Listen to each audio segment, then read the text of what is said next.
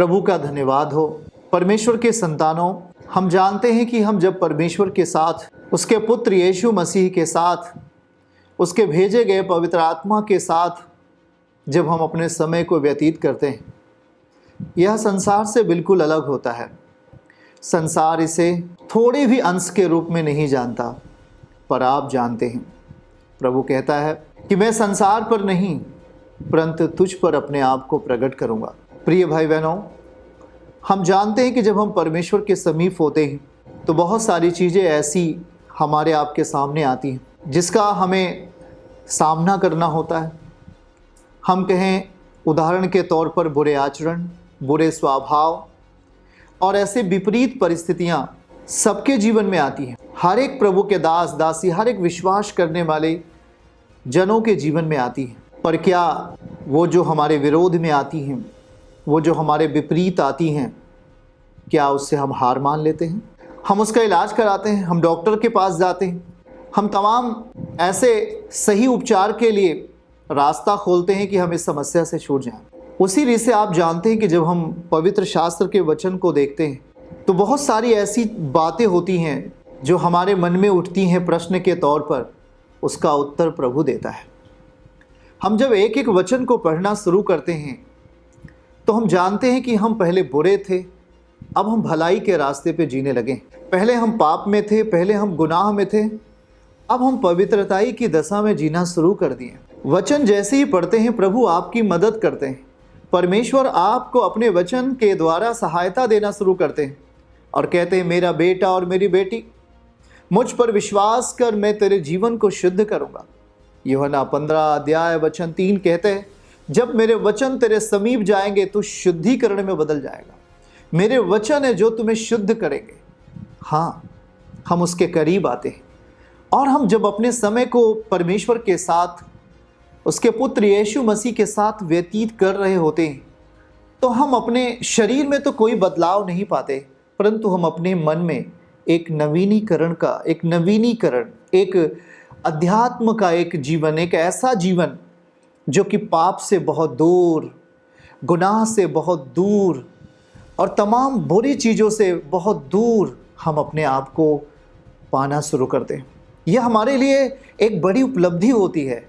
यह हमारे लिए एक गुड चांस होता है कि हे परमेश्वर, मैं आज 15 साल से पाप में था, मैं आज 20 साल से गुनाह में था, मैं लड़ाई झगड़े दंगे कर रहा था, मैं नशे में था, प्रति शाम लड़ाइयाँ हमारे घर में होती थी, प्रति सुबह हमारे घर में तमाम बुरे चीज़ें हो रही थी। परंतु हे प्रभु, तेरे करीब आने के बाद हमारे परिवार में कुछ नया होने लगा है। वो नया क्या है? वो नवीनीकरण क्या है? वो मन का एक नवीनीकरण है, मन का एक सुंदरता है, मन का एक ऐसा वस्त्र हमारा मन, हमारा विवेक धारण करता है जो कि तमाम बुरी चीज़ों से अलग रहना ही उसे अच्छा लगता है। पहले ये चीज़ें नहीं हो पाती थी, परंतु हम यीशु के समीप आने के बाद हमारे जीवन में ये चीज़ें होने लगती हैं। ये चीज़ें अपने आप हमारे मन में एक ताकत, एक बल का हिस्सा बन जाती हैं और हम लगातार उस विषय पर मनन करते हुए, लगातार परमेश्वर के वचन पर मनन करते हुए अपने आप को आगे बढ़ाते हैं। और यह परमेश्वर की ताकत होती है, यह परमेश्वर का बल होता है, यह परमेश्वर की एक शक्ति और सामर्थ्य होती है। प्रिय भाई बहनों, हम जानते हैं हम जब बुरा कर रहे होते हैं तब भी हमारा विरोध होते हैं, जब हम अच्छा कर रहे होते हैं तब भी विरोध होता है। लेकिन बुराई में जीवन नहीं है, भलाई में जीवन है। क्योंकि दुनिया का रचने वाला कहता है परमेश्वर भला है और उसकी करुणा सदा की है। ये अद्भुत परमेश्वर है। आज वो हमारे जीवन को, आपके जीवन को उस पाप से लाने के लिए जो कीमत अदा की है वो कोई मनुष्य नहीं अदा कर सकता। वो कोई मनुष्य उसे नहीं दे सकता उसकी कीमत, क्योंकि वो सर्वशक्तिमान है। वो परमेश्वर अपने निज पुत्र को आपके जीवन के लिए, पूरे धरती के लोगों के जीवन के लिए प्राणों को दे दिया। उसकी जो कीमत की ताकत है वो हमारे जीवन का बदलाव है। हाँ, उसकी जो दुख उसने उठाए, जो उसने कीमत दिया, अपना खून बहाकर जो कीमत दिया, उसका नतीजा है हमारे मन का सुंदरीकरण, हमारे मन की सुंदरता।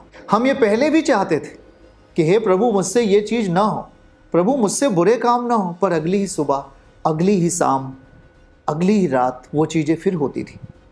हमारे अंदर वो ताकत नहीं थी कि हम पाप ना करें, हमारे अंदर वो क्षमता ही नहीं थी कि हम गुनाह ना करें। हम गुनाह कर बैठते थे, पाप हो जाते थे, या तमाम ऐसे गुनाह जो इस दुनिया में हैं वो हो जाते थे। लेकिन जब आप प्रभु के पास आए, पहला यूहन्ना अध्याय 4 वचन 10, परमेश्वर ने आपसे प्यार किया, खुदावन ने आपसे मोहब्बत की।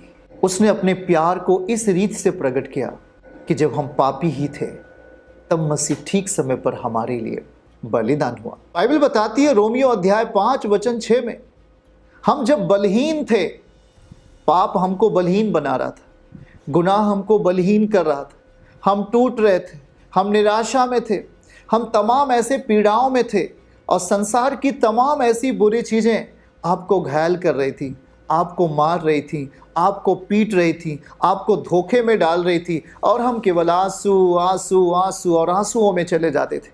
वहाँ कोई हमें समाधान दिखाई नहीं पड़ता था, कोई हमारी आत्मा का शांति नहीं था, कोई हमारे मन का शांति नहीं था। सब कुछ बस ऐसा होता था कि हाँ अब मर जाए, ख़त्म हो जाए।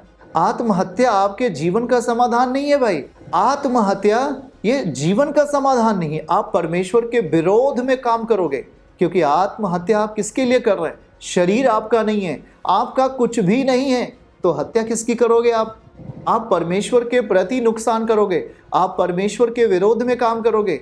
याद रहे, इस दुनिया में दुख है, इस दुनिया में पीड़ाएं हैं, लेकिन बाइबल क्या कहती है? यूहन्ना 16 अध्याय वचन 33 आयत में, अगर आप नहीं पढ़े हो तो मैं उसे आपके लिए पढ़ाऊंगा।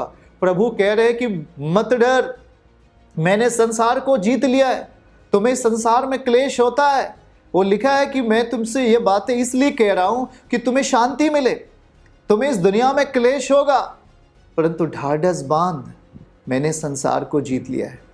संसार को जीता है, उसने बीमारी को जीत लिया है, दुर्बलताओं को जीत लिया है, उसके सामने कुछ भी ठहर नहीं सकता। वही तो हमारा जीवित खुदा है। हमें ढाढ़स बांधना है, आखिरी समय तक, विश्वास के आखिरी पायदान तक हमें ढाढ़स बांधना है। हमें हिम्मत रखना चाहिए। हमें कुछ भी ऐसे गलत काम या गलत कदम नहीं उठाने चाहिए जिससे कि परमेश्वर दुखी हो, जिससे कि आपका परिवार दुखी हो, जिससे कि आपके नाते रिश्तेदार दुखी हो। क्यों? क्योंकि परमेश्वर ने आपको चुना है, उसने आपसे प्रेम किया है। कोई मनुष्य ने आपसे प्रेम नहीं किया। मनुष्य का प्रेम 1-2 पल का है, परंतु परमेश्वर का प्यार अनंत काल के लिए, यस, अनंत काल के लिए। दूसरा तीमुथियुस 1 वचन 10, वो हमें आत्मा, अमरत्व का और आत्मा का प्रकाश हम पर क्यों देता है? क्योंकि वह सुसमाचार की एक सही परिभाषा आपके पास पहुंचती है। प्रभु किसी जाति, किसी धर्म से नहीं, परंतु वह पूरे दुनिया से प्रेम करता है। ऐसा यूहन्ना 3 वचन 16 में कहता है। उसने सबसे प्रेम किया है। वो इस कारण प्रेम नहीं किया कि आप बहुत अच्छे हो, इस कारण उसने आपसे प्रेम नहीं किया कि आप बहुत ताकतवर हो, आप ऊंची जाति के हो, आप ऐसे हो। उसने ऐसा प्रेम नहीं किया, परंतु उसने क्या प्रेम किया? उसने आपसे प्रेम किया कि आप उसके द्वारा रचे गए हो। उत्पत्ति अध्याय 1 वचन 26 और 27 बाइबल कहती है कि परमेश्वर ने आपको रचा है, परम पिता ने आपको बनाया है। जब उसने आपको बनाया है तो आप क्यों अपने आप को नाश करते हैं? और उसने जब आपको रचा है तो क्यों हम सुसाइड के लिए परिकल्पना सोचते हैं? यह एक दुष्ट आत्माओं का काम है, यह एक बुरे विचार का काम है जो बाहरी जीवन से आपके जीवन में जाना चाहती हैं। आज वो व्यक्ति जब दुनिया में होता है, वो सुसाइड करने के बारे में सोचता है कि मर जाऊं, बस मैं ख़त्म और मेरा निवारण हो जाएगा। लेकिन नहीं, हम सुसाइड करते हैं, हमारा निवारण नहीं होता है, हम बुरे फंस जाते हैं।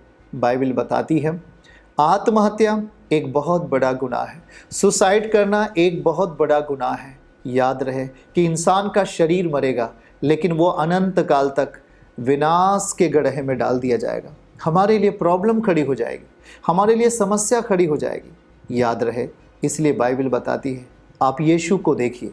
प्रभु यीशु मसीह परमेश्वर के निज पुत्र, खुदावन के बेटे हैं। वो हमारे बीच में शरीर के रूप में हमारे मध्य में आए। उसने हमसे प्रेम किया, उसने जगत से मोहब्बत की और उसने अपने आप को आपके कुर्बानी के लिए, हमारे लिए, पूरी दुनिया के लिए कुर्बान हो गए। क्यों?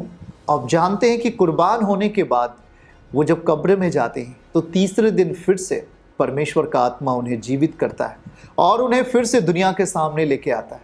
याद रहे, यह एक प्रोसेस है।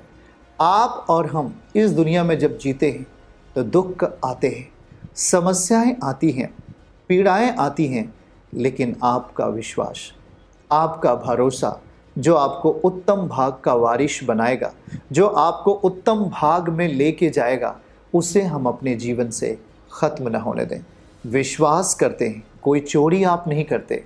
आप विश्वास करते हैं, कोई व्यभिचार नहीं करते। आप विश्वास करते हैं, आप कोई नफ़रत नहीं करते। आप विश्वास करते हैं, आप कोई डाका नहीं डालते। आप विश्वास करते हैं, आप व्यभिचार नहीं करते। आप विश्वास करते हैं, आप लड़ाई नहीं कर रहे हैं। आप लड़ाई नहीं कर रहे हैं, आप झगड़े नहीं कर रहे हैं, आप गुनाह नहीं कर रहे हैं, परंतु गुनाह पर अंकुश लगा रहे हैं। नशे पे, तमाम प्रकार की गलत चीज़ों पर आप अंकुश लगाने के विषय को बताते हैं। आप विश्वास के साथ आप विश्वास कर रहे हैं और वह विश्वास जो हम करते हैं वह परमेश्वर उसे स्वीकार करते हैं।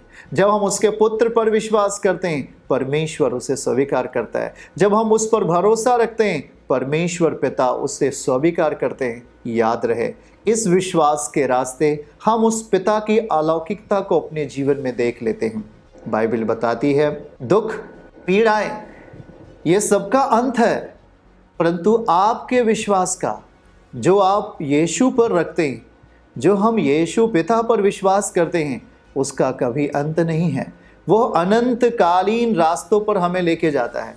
रोमियो अध्याय 5 वचन 22 आयत को जब पढ़ें, हमारे जीवन में क्या है? हम विश्वास के रास्ते, उस पवित्रताई के रास्ते, अनंत जीवन को प्राप्त करते हैं। ऐसा रोमियो 5 वचन 22 में लिखा है। परंतु क्या हम जानते हैं कि यदि हम अपना विश्वास खो दें, यदि हम विश्वास से हट जाएं, तो हमारे लिए फिर वो अनंतकालीन रास्ता सही नहीं होता। प्रिय भाई बहनों, आप सबको पता है, हम जब परमेश्वर के साथ जी रहे होते हैं तो कठिनाइयाँ हमारा रास्ता रोकती हैं। समस्याएं हमारे आत्मिक जीवन को कमज़ोर करना चाहती हैं। वो आंधी और तूफ़ान आपके आत्मिक जीवन को, आपके भरोसे को कुचलना चाहती हैं। लेकिन इस दशा में आप क्या करेंगे? इस दशा में हमें किसी से लड़ाई नहीं करता है। इस दशा में प्रभु ने ये नहीं कहा कि जाकर लड़ाई कर और अपना आत्मिक जीवन बढ़ा ले। इस दशा में प्रभु ने वो हर चीज़ों को दूर रहने के लिए कहा है जो जीवन को बर्बाद करती हैं, और हमें कहता है कि यदि तू मुझ पर अंत समय तक भरोसा रखेगा, अंतिम समय तक विश्वास करेगा, तो वह तुझे जीवन का मुकुट प्रदान किया जाएगा। प्रिय भाई बहनों, हमें भरोसा रखना है, हमें विश्वास करना चाहिए कि कोई भी प्रक्रिया जो संसार से संबंधित है वो हमारी आत्मा को दुखित तो कर सकती है, पर हमें विश्वास से हटा नहीं सकती। बाइबल बताती है, मत्ती अध्याय 8 वचन 26 में वचन में कहता है कि आंधी और तूफान ने जब प्रभु जिस नाव पर थे घेर लिया, तो प्रभु ने क्या किया? वहाँ पर लिखा है, प्रभु यीशु मसीह ने उसे शांत कर दिया, और लिखा है कि वहाँ बड़ी शांति आ गई। छोटी शांति नहीं, बड़ी शांति आ गई। आज हम और आप जब प्रभु के साथ हैं, संसार में थे, पीड़ाएं थी, आशा नहीं थी। संसार में थे, तमाम प्रकार के दुख थे, उम्मीद नहीं थी, कोई उम्मीद नहीं थी भाई बहन। लेकिन जब यीशु ने आपको बुला लिया, पहला यूहन्ना 4 वचन 10, उसने आपको बुला लिया, अपनी महिमा के लिए बुला लिया, आपको चुन लिया। यूहन्ना 15 अध्याय वचन 16, तो यहाँ पर एक जीवित उम्मीद है। हाँ, यहाँ पर हमारे आपके लिए जीवित उम्मीद है। एक ऐसी उम्मीद जहाँ पर वो अपने आप को जाहिर करेगा। एक ऐसी उम्मीद, एक ऐसा भरोसा जहाँ पर परमेश्वर अपने आप को हमारे लिए, आपके लिए प्रकट करेगा। हाँ, दुख तो आता है, इसमें कोई शक नहीं है, दुख आते हैं, लेकिन दुख को प्रभु ने क्या किया? हरा दिया है। अपने आप को दे करके, अपनी कुर्बानी को दे करके उसने संसार को हरा दिया है, संसार को जीत लिया है। चर्च की सभी प्रार्थनाओं को और परमेश्वर के दास के द्वारा टीचिंग सुनने के लिए और अपडेट्स को जानने के लिए हमारे इस चैनल को सब्सक्राइब करें और साथ में बेल आइकन को जरूर दबाएं ताकि जब भी लाइव प्रार्थना हो तो सबसे पहले आप देख सकें।